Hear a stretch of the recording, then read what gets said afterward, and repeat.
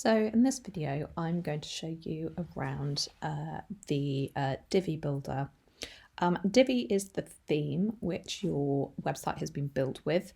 WordPress and Divi are different. So WordPress is the platform that your website will have been built with, whereas Divi is the theme which provides more of the styling elements. If you get a bit confused between the two, don't worry, it's not important. As long as you know where you're going and what you're doing, don't worry about it too much. So I'm logging into the back end of my website at the moment. So when I talk about the back end, this is what I mean in your WordPress dashboard.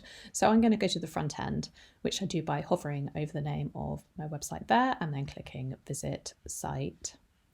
And then it's opened up into a website. So I'm going to go over to this page to show you around. You should see this black bar at the top appear here. If you don't, try just refreshing your browser just once. I think it's maybe something about the cache gets a bit confused or something, so that should sort that if you're not seeing that.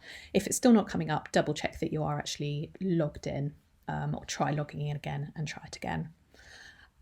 So to go into the editing area, I'm going to click this magic button up here, which appears as purple when I hover over it, that says Enable Visual Builder. So this is the Divi Visual Builder, and this is what makes Divi quite different from a lot of other themes on WordPress. So if you're familiar with WordPress, you'll know that you do a lot of the editing on the back end, which is where we were before, even the text editing.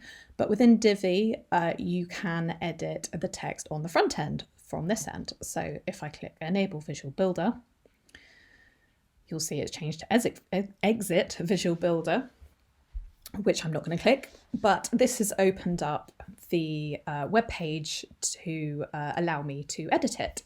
So the Divi Visual Builder is basically split into three different areas, which you might be seeing popping up here. So it's a bit of a hierarchical system, really. So you have sections, which are the blue ones. So you'll see there's a blue box appearing there. And then within sections, you have rows, which show up as green. And then within rows, you have modules, which show up as grey. It might take a little while just to get your head around what each of these do. It can seem quite confusing at first, so just keep things as simple as you need to.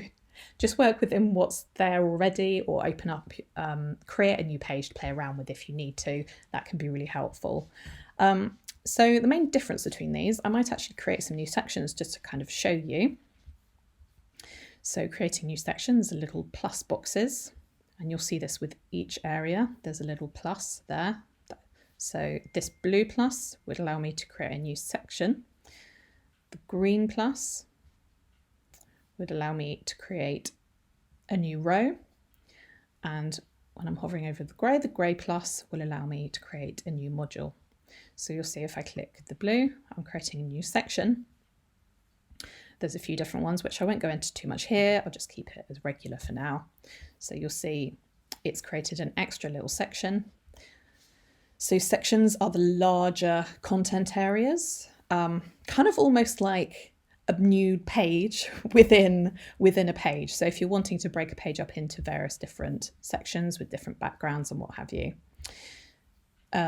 sections are helpful. So then it's offered up insert a row, and rows are useful because you can set different columns. So this is showing all the different kind of displays that I can have the column. I could have it as a single one column, which I've selected.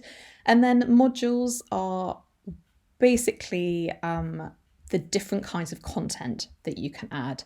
So there's quite a lot of different ones here, which you can go through in your own time and see what they do, or don't worry about it too much.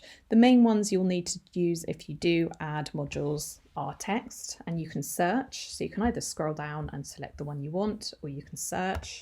So if I put text, then it says there's a text module. So it's just put in a basic text module, it's set to the basic settings for the website.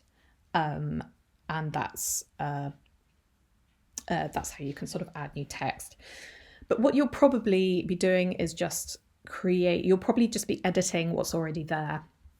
But it might be worth just having a play around with these different elements, just to get a bit of an idea of what each of them does. So I would say on the whole, in terms of sections, unless you're planning to actually create some new pages or whole new areas and do some actual designing, which is much more advanced, you're probably not going to want to do a huge amount with that. There is one time around changing background images, which I will show you how to do that in a future video. But on the whole, maybe don't worry about that too much. With rows, they're maybe kind of in the middle. They're sort of a little bit more advanced from the basic editing, but they're a little bit easier to understand and use. And the main thing you'll want to use with with the rows is changing different columns. So if you're creating a new area in a post or a project or even on a page, you might want to create a couple of maybe two columns. And then we've got text and it's opened up in 2 columns. You can change something to 3 columns, and you can always just change it back to what you did before. So you can shuffle your designs around quite easily. The modules are what you'll need to be most familiar with, basically. So the modules that you're going to get the most use out of, I showed you text before, so there's text, and there's also image. So image is the one that you'll get most use out of, which I'll explain in more detail in the adding images. But that's just to give you a basic idea of what you're dealing with the sections, the rows, which shows you the columns, and then the modules, which is what you're going to be using on a day-to-day level, is adding, editing, and deleting modules. So I'll go into that in more detail in the next videos.